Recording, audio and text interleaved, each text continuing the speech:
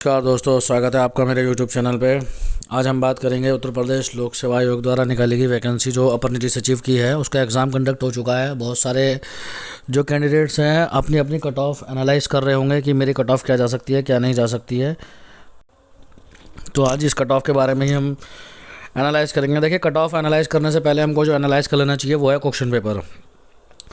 बहुत सारे कैंडिडेट्स ऐसे हैं क्वेश्चन पेपर उनको बहुत ही इजी लगा है, ठीक है, और वो मानते हैं कि उनकी कट ऑफ, उनके जो नंबर हैं वो अच्छे खासे 110 120 के आसपास रहेंगे, इसलिए वो कट ऑफ 100 अबाव मांगते हैं। लेकिन बहुत सारे कैंडिडेट्स ऐसे भी हैं जो ओवर कॉन्फिडेंस हो के बहुत सारी मिस्टेक्स करके आ गए हैं। यूट्यूब पे अलग अलग कट ऑफ भी बताई गई हैं और बहुत सारी आंसर कीज़ आ चुकी हैं, जिनमें खास करके जो हिंदी की आंसर की है उनमें बहुत सारा बहुत ज़्यादा अंतर है। कम से कम ये मान के चलिए कि 5 से 10 नंबर का डिफरेंसेस क्रिएट हो सकते हैं यूट्यूब पे जो आ रखी है। तो इतना आप अगर छोटा मोटा भी मान के चलें तो आप अपने 5 जितने नंबर इस टाइम आपके बन रहे हैं उसमें आप 5 प्लस या 5 माइनस कर सकते हैं। पहली चीज़ तो ये है। दूसरी बात, पेपर देखिए इतना भी आसान नहीं था जितना आप लोग सोच रहे हैं कि हाँ कट ऑफ 100 प्लस ही जाएगी। मेरे अकॉर्डिंग जैसा मैंने एनालाइज करा है, मैं आपको भी क्वेश्चंस भी दिखाऊंगा मार्क करके। लगभग 45 क्वेश्चन ऐसे थे जो इतने इजी नहीं थे, तो इसको पेपर को इजी टू मॉडरेट मान सकते हैं, इजी नहीं मान सकते, ठीक है। मॉडरेट टू हार्ड तो नहीं मान सकते, पर इजी टू मॉडरेट मान सकते हैं। अगर हम कैंडिडेट्स की बात करें कि कितने बच्चों ने एग्ज़ाम दिया था, तो आप लोग जानते हैं कि लगभग 1,05,000 या 7,000 के आसपास बच्चों ने फॉर्म ही फिल करा था। ज़्यादा बच्चों ने फॉर्म फिल नहीं करा क्योंकि हर एक व्यक्ति को स्टेनो आती नहीं है। दूसरी बात, जो बच्चे एग्ज़ाम देने गए इतनी ठंड में, तो वो भी कम ही बच्चों ने एग्ज़ाम दिया। मुश्किल से मुश्किल 52-53 या 55,000 के आसपास बच्चों ने एग्ज़ाम दिया था। अब इन 55,000 की भी अगर बात करें तो मेरे ख्याल से मुश्किल से 5-7 हज़ार ये कैंडिडेट ऐसे हैं जिन लोगों को कट ऑफ जिन लोगों को स्टेनो आती है, पर वो 5-7 हज़ार बच्चे कट ऑफ में ना बना पाएंगे, नहीं बना पाएंगे, यही एक सबसे बड़ा खेल है। और आप लोग ये भी जानते हैं कि स्टेनो के लिए जो टाइपिंग की डेट है वो डिसाइड कर दी गई है। अप्रैल में आप लोगों की स्टेनो की टाइपिंग होनी है, स्टेनो करवाई जाएगी। तो आप लोगों के पास ज़्यादा वक्त भी नहीं है, 2 से ढाई महीने मान के चल सकते हैं। तो वो कैंडिडेट अगर जिनके नंबर बहुत ज़्यादा बन रहे हैं, 110, 120, 130 या 100 प्लस बन रहे हैं, और वो सोच रहे हैं कि हम स्टेनो सीखेंगे रिजल्ट आने के बाद, किया आने के बाद, तो वो भूल जाइए। अब से भी स्टेनो सीखना शुरू करेंगे तो नहीं हो सकता है, ठीक है। 2.5-3 महीने में नहीं आने वाली है। हिंदी टाइपिंग नहीं है जो आप 2.5-3 महीने में सीख लेंगे। दूसरी बात, जिन लोगों को पहले से आती है वो लोग अपनी स्टेनो करते रहिए, क्योंकि वो बहुत ज़रूरी है, क्योंकि उसमें आपका सिलेक्शन कन्फर्म है। जिसने स्टेनो कर ली समझिए उसका सिलेक्शन कन्फर्म है। कट ऑफ की भी बात करेंगे लास्ट में, लेकिन उससे पहले हम बात कर लेते हैं किस चीज़ की, जो मेन है क्या कि क्वेश्चन पेपर कैसा रहा, कैसा नहीं रहा। क्वेश्चन पेपर में कौन कौन से क्वेश्चन इजी थे, कौन से हार्ड थे, बहुत जल्दी जल्दी देखेंगे क्योंकि वीडियो हमको लंबा नहीं करना। देखिए, क्वेश्चन नंबर 2 ये इतना आसान नहीं था, ठीक है। अगर कोई कह रहा है कि आसान क्वेश्चन है, तो क्वेश्चन नंबर 2 इतना आसान नहीं है, ठीक है। आगे देख लेते हैं। मनुस्मृति का टीकाकार बहुत आसान है, खानवा का आसान है, ठीक है। ये ग्रैंड स्लैम वाला भी आसान है, अकबर का मकबरा भी आसान है, डॉटर ऑफ द ईस्ट भी सही है, मुश्किल नहीं है, ब्रज कटिक भी सही है, और T20 वर्ल्ड कप किसी ज़्यादा ये भी सही है, ठीक है। एक बार देख लेते हैं इस तरह से, ठीक है। अगर हम इस चीज़ को थोड़ा देखिए ऐसे करके देखते हैं, ये क्वेश्चन पेपर हो गया, ठीक है। एक मिनट, ये रहा, देखिए ये रहा।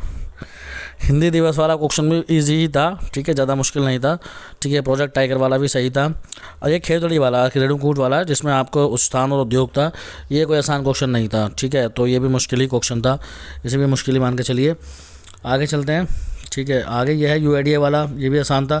UIDA वाला तो इतना आसान आंसर था, सभी लोग आधार कार्ड अपने लेकर गए होंगे, वहीं से टिक कर सकते थे, ठीक है।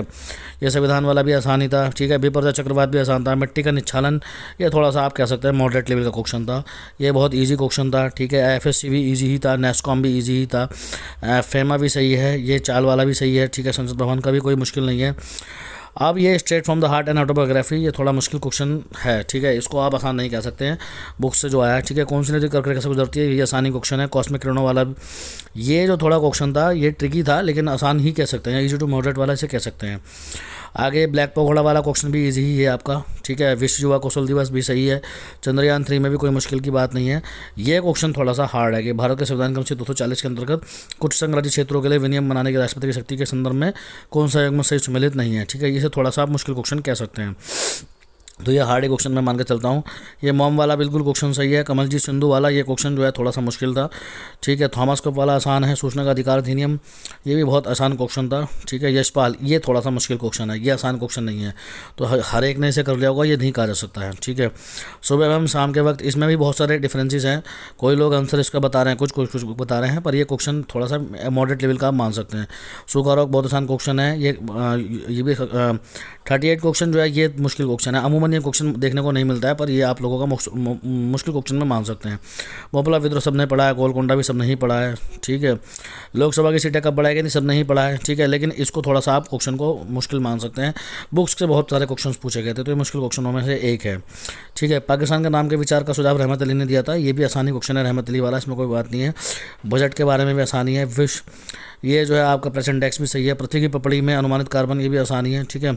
अम्ल बिच्छू, ये भी आसानी क्वेश्चन है। उच्चतम बिंदु है, ये भी आसान क्वेश्चन है, यूपी से रिलेटेड आया था। अंतर्राष्ट्रीय शूटिंग खिलाड़ी, इसको थोड़ा सा मुश्किल मान सकता है, क्योंकि अंतर्राष्ट्रीय शूटिंग खिलाड़ी में जो नाम अमूमन देखने को मिलते हैं वो लोग इसमें नाम नहीं थे, तो आप इसको एक मुश्किल क्वेश्चन मान के चल सकते हैं, ठीक है। कार्य वाला भी आसान क्वेश्चन है। बाकी जो आपका ये आया था क्या कहते हैं हिंदी का तो मैं मान के चलता हूँ सब कुछ आसानी था, इसमें तो आप कोई मुश्किल मान ही नहीं सकते हैं, ठीक है। सभी चीज़ें शांति, फिर भी इसमें कुछ अगर निकालना चाहें तो एक जो पर्यायवाची वाला है, ठीक है।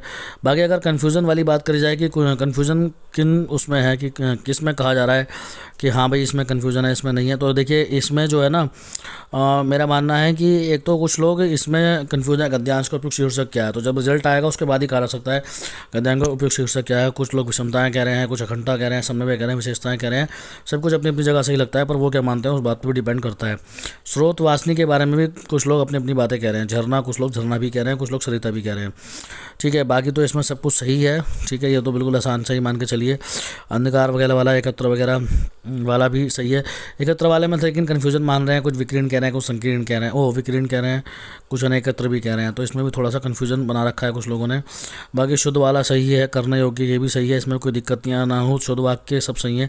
शुद्ध वाक्य वाला भी कुछ लोग कन्फ्यूजन में डाल रखा है। कुछ लोग कह रहे हैं डी वाला इसमें सही है, तो कुछ लोग कह रहे हैं कि इसमें जो है आपका बी वाला सही है, तो इसको लेकर भी थोड़ा सा कन्फ्यूजन क्रिएट हो रखा है, ठीक है।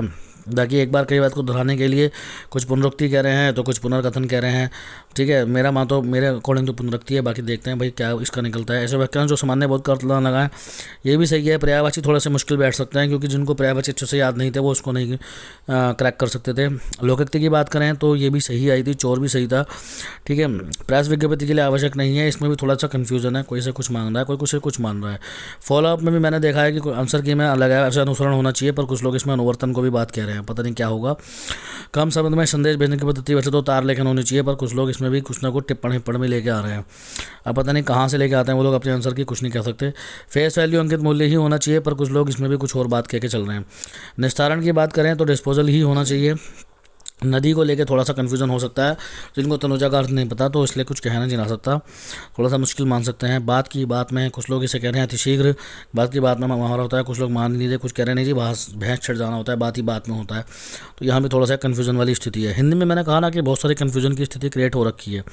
डी फैक्टोरियल वस्तुतः ही होता है, ठीक है। निम्नलिखित सही वाक्य चुनिए, इसमें भी कुछ लोगों ने कन्फ्यूजन क्रिएट करा हुआ है कि हाँ ये है ये है ये है। यहाँ वाला ये जो क्वेश्चन है 84 वाला, इसको आप थोड़ा सा मुश्किल मान सकते हैं, ज़्यादा नहीं तो थोड़ा सा मॉडरेट लेवल का। बहुविवाह सबको पता है, इसमें कोई दिक्कत नहीं। मछली का सबको पता है, रिकॉर्ड भी सबको पता है, याचना करने वाला कोई दिक्कत नहीं। परिपत्र भी सही है। बीजक डोमिसाइल में मैंने देखा था कि डोमिसाइल का अधिवास होना चाहिए, लेकिन निवास भी लोग मान के चल रहे हैं, तो क्या इसको मानता है ये देखने वाली बात होगी।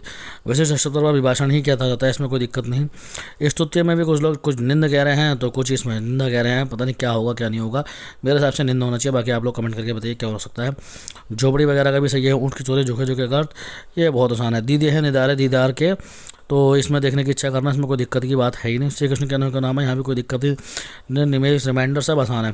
देखिए कंप्यूटर वाला जो पार्ट था ना, ये थोड़ा सा आप मान सकते हैं बड़ा ट्रिकी था। देखिए ये जो पहला क्वेश्चन है कि MS वर्ड में चार्ट बनाने के लिए किस कुंजी का प्रयोग करते हैं, अमूमन इस तरह के क्वेश्चन आपको शॉर्ट की वाले इतने डीप जाके नहीं देखने को मिलते हैं। पावर पॉइंट से बहुत पूछेगा, तो इसे मुश्किल क्वेश्चन में मान सकते हैं। अब ऐसी है, वर्तमान स्लाइड से पावर पॉइंट प्रेजेंटेशन शुरू करने के लिए निम्नलिखित कीबोर्ड शॉर्टकट की, तो ये भी आप मुश्किल क्वेश्चनों में से मान सकते हैं। एडीबी वाला ये भी मुश्किल क्वेश्चन में मान के चलता हूँ मैं, ये हर किसी को नहीं आता। ये उपकरण टॉल वाला भी मुश्किल में मान के चलता हूँ, ये आसान क्वेश्चन था, इसमें कोई दिक्कत नहीं है।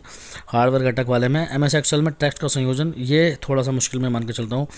वर्ड का कौन सी फीचर सूची बनाने की मदद करता है, ये थोड़ा सा मैं मुश्किल मान के चलता हूँ। ठीक है, वो ये सही है, बुलेट एंड नंबरिंग है इसका सूची बनाने में। देखिए किसी ने जो भी लगाया वर्ड रैप लगा दिया, लेकिन आसान है। ठीक है, एक्सटेंशन में फंक्शन लाइब्रेरी है, किसी को इतना पता नहीं होता, ये भी मुश्किल क्वेश्चन में मान के चलता हूँ। कंप्यूटर ट्रिक ही थी ये, मान के चलिए कंप्यूटर ने और हिंदी ने लेके लोगों को डुबाया होगा, गारंटी मान सकते हैं, इतना जीएस ने नहीं डुबाया होगा। पावर पॉइंट जी भी थोड़ा मुश्किल क्वेश्चन है। ये 110 वाला बिल्कुल आसान था, ठीक है, 111 वाला भी आसान था, 112 वाला भी आसान था, 113 वाला मुश्किल था, ठीक है, 114 मुश्किल था ये मान के चलिए, 115 सही था बिल्कुल, 116 भी सही था, 117 भी सही था, 118 भी सही था। 118 वाले में कन्फ्यूजन है, कुछ लोग सीसी कह रहे हैं, कुछ फॉरवर्ड कह रहे हैं, मेरे अकॉर्डिंग सीसी है, बाकी देखते हैं क्या लगता है।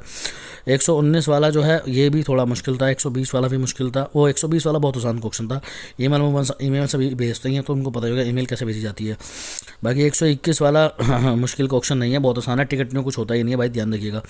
122 वाला जो है ये थोड़ा सा मुश्किल क्वेश्चन नहीं है अगर कोई मान के चल रहा है। 123 वाला भी आसान क्वेश्चन है, 124 वाला भी आसान है, 125 वाला मुश्किल मान के चलिए, 126 वाला भी मुश्किल मान के चलिए, 127 वाला अगर कोई एक्सेल चलाता है तो उसके लिए आसान है, बाकी ये फिर मुश्किल ही क्वेश्चन है। 128 वाला बहुत आसान क्वेश्चन है, नमूमन सभी जगह देखने को मिलता है कॉपी पेस्ट के बारे में। 129 भी मुश्किल क्वेश्चन है, नहीं पता रहता विंडोज एक्सप्लोरर में, सभी कोई ध्यान नहीं देता कि किस तरह से उनको व्यवस्थित करा गया है फाइलों को।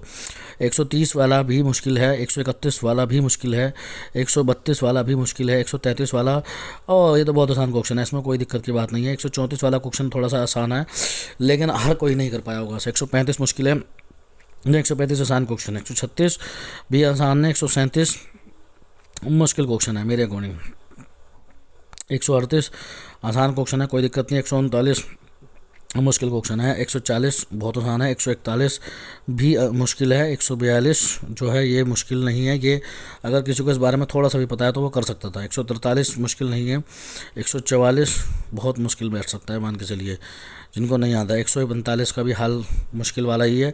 146 क्या नाम है बिल्कुल सही है, वो कोई भी कर सकता है ऐसे। 147 थोड़ा मुश्किल बैठ सकता है, 148 भी आसान है, 149 भी आसान है और 150 भाई बिल्कुल आसान है। तो आप देख सकते हैं जहाँ जहाँ मैंने मुश्किल कहा है उनको गिरेंगे तो 45 के आसपास आएंगे।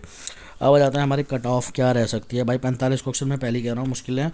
देखिए मैं आपको बता दूँ भाई, जनरल कैटेगरी में ना, ये समझ लो भाई आप जनरल कैटेगरी में, अगर आप जनरल कैटेगरी में हैं और आपके 95 प्लस बन रहे हैं तो आप अपने स्टेनो करिए, बहुत दबा के करिए भाई, ये मान के चलिए आप एपीएस बन गए, समझ लीजिए बिल्कुल, ठीक है, आपका कंफर्म सिलेक्शन है, ठीक है।